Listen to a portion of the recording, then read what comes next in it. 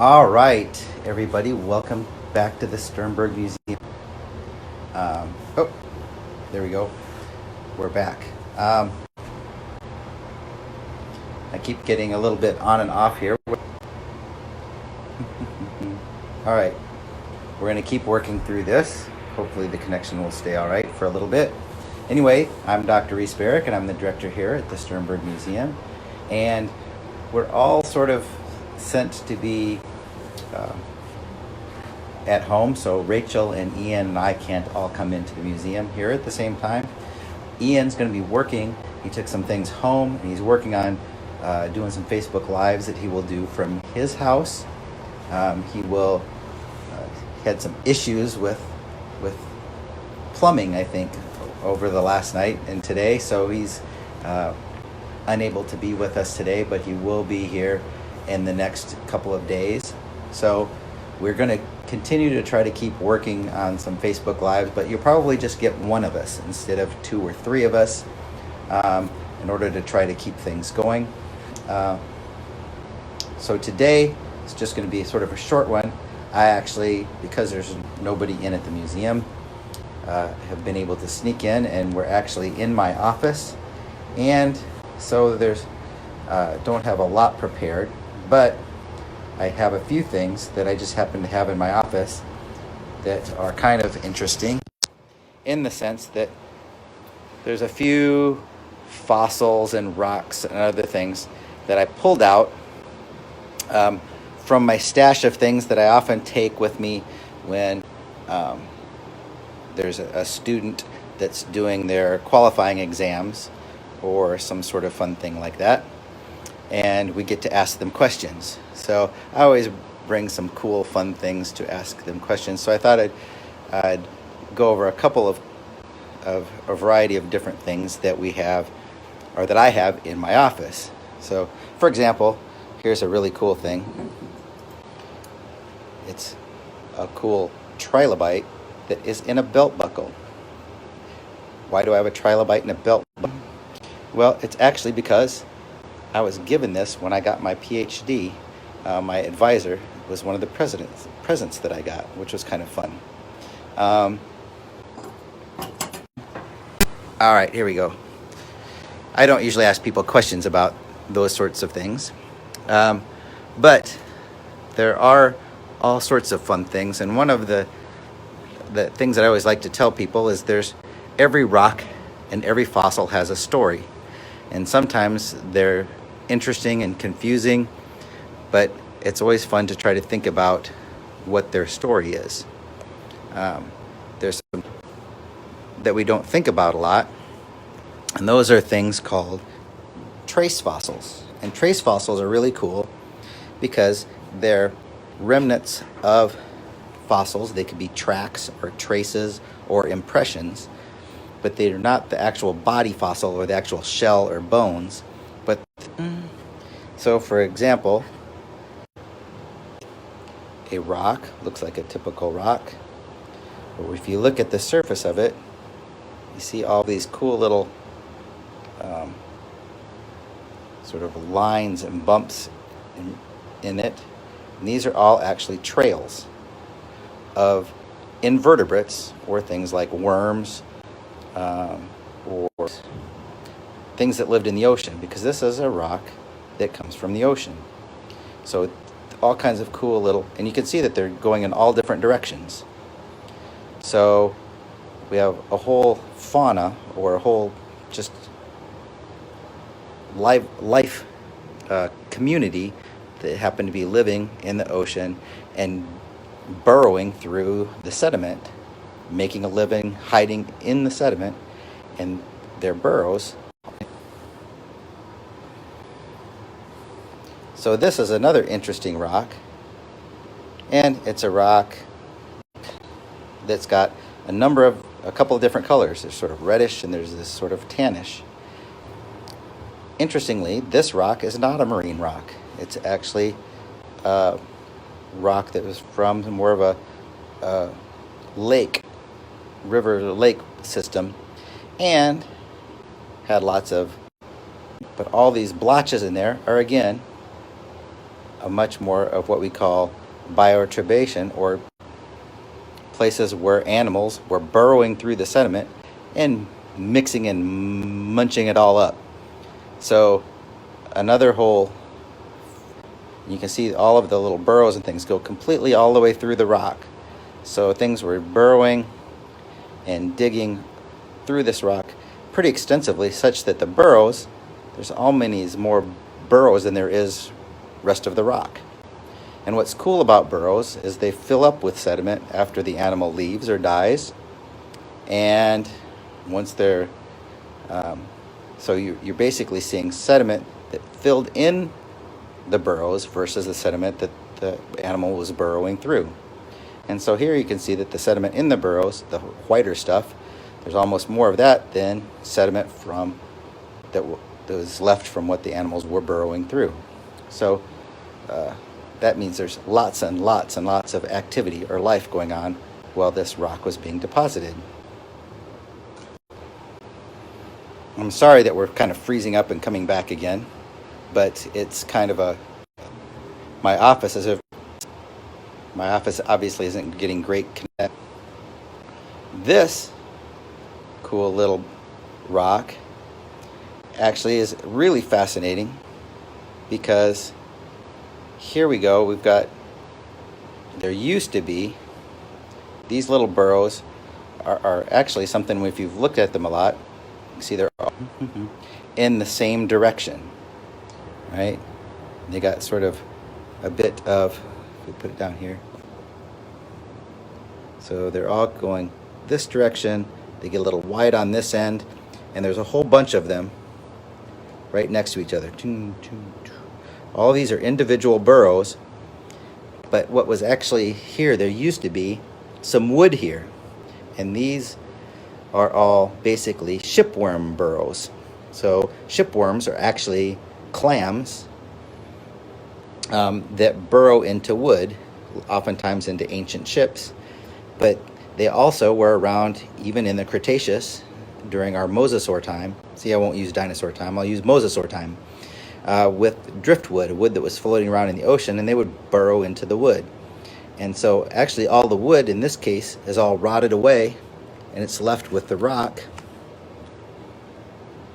But the burrows, because the burrows fill up with sediment, and so you actually see the burrows of the shipworms, even though the wood's still not there. Pteridolites, yay! Christina, how you doing, Christina? Thanks for joining us. Similarly, as far as burrows go, here's another kind of cool sandstone, and you see what, I don't know, can you see where a burrow might be here?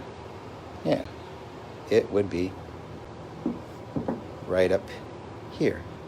Now it's interesting because it's hard to tell. The burrow is basically filled in with the same stuff that the rock is made out of. See, it doesn't look a whole lot different, but you can see there's a line that sort of outlines the shape of the burrow. And so this was a very large burrow, and one of the things that tells you that it's a trace fossil and not a body fossil is the fact that the sediment, it looks the same as the surrounding sediment. It doesn't look any different. There's no structural difference. You can't see anything in there that it's sand.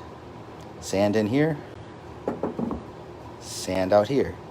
And it's usually an organic lining or something that separates, that helps delineate in the fossil what used to be the burrow from the rest of the sediment. Fossils in them have a pretty cool story.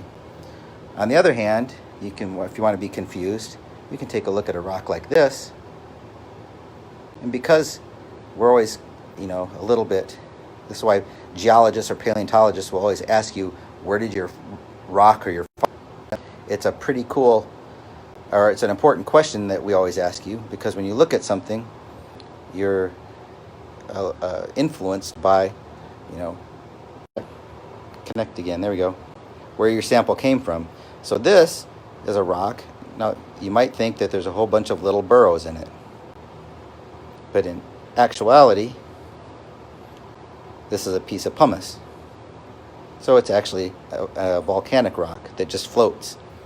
So, being able to look and see what the rock is made of is a very important thing in helping you with your interpretation.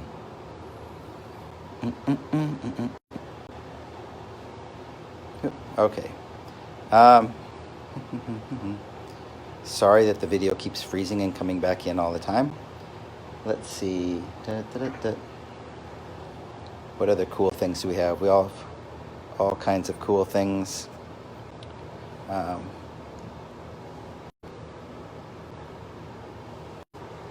right. I'm not sure. I think that our sorry. We keep going in and out with whether we're getting connections, so I'm sorry if we keep freezing up all of the time. So we might want to end a little bit sooner than we normally.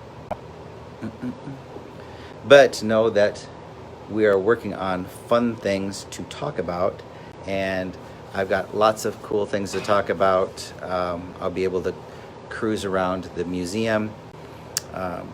Ian is working on some things to be able to talk with you from his place. And so we will definitely be continuing our series. It will just be a little bit of individuals talking with you. So I'll probably prepare something for tomorrow morning. I'm not sure if Ian will be ready yet or not, but I'll talk with him. But we will be coming to you tomorrow morning at 10 with something interesting, hopefully. And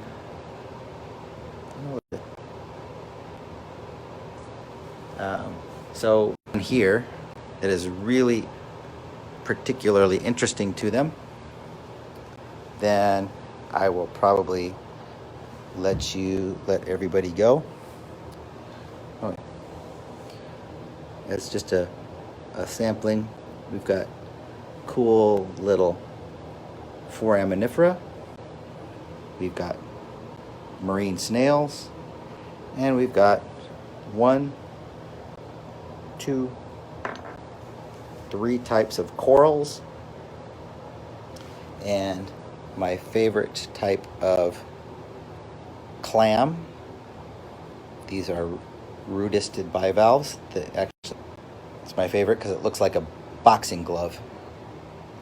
You can see the shell. The top shell is up here, and if you twist it sideways, it looks a bit like a boxing glove on the top, like this.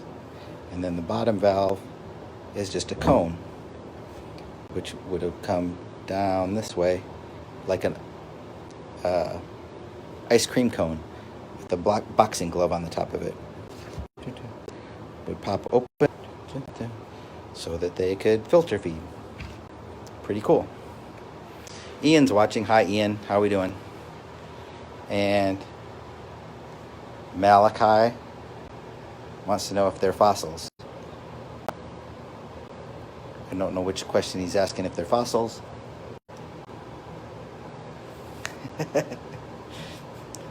Everything's a fossil except for the volcanic rock. Let's see.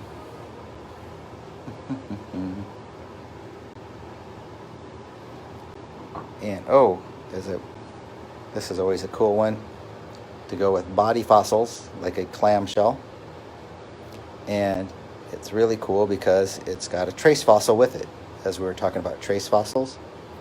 So, interesting, clams sometimes are predated on, means something's trying to eat them, and it's usually snails. And there's a group of snails that like to drill into the shells of clams. Then they can, if they get through the shell, they can basically go in and dissolve the clam to slurp up everything, which is always kind of fun. And sometimes they don't, the snail can't. It's usually called, they're naticid snails are usually the ones that are, it's just a family of type of snail that tries to drill through the clams. And this one didn't make it. So the clam survived because, as you can see, if you flip it over, the borehole didn't make it all the way through. Starts here, didn't make it through. So this clam has a very thick shell, which helped it to survive the snail that was trying to eat it. So there's a trace fossil, a boring, inside of a clam, which is kind of cool.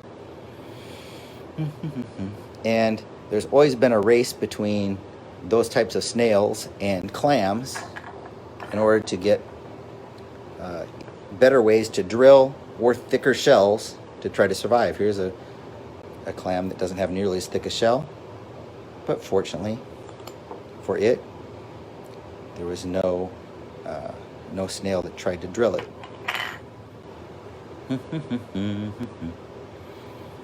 Or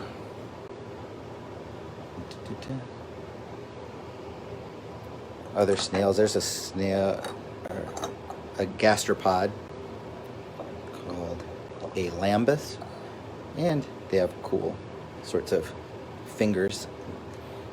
Their shells go out in, as they're growing, they grow out in all these sort of finger-like projections as they go around. And what do they use them for? Who knows? Good question. I actually did a study on those once when I was in graduate school.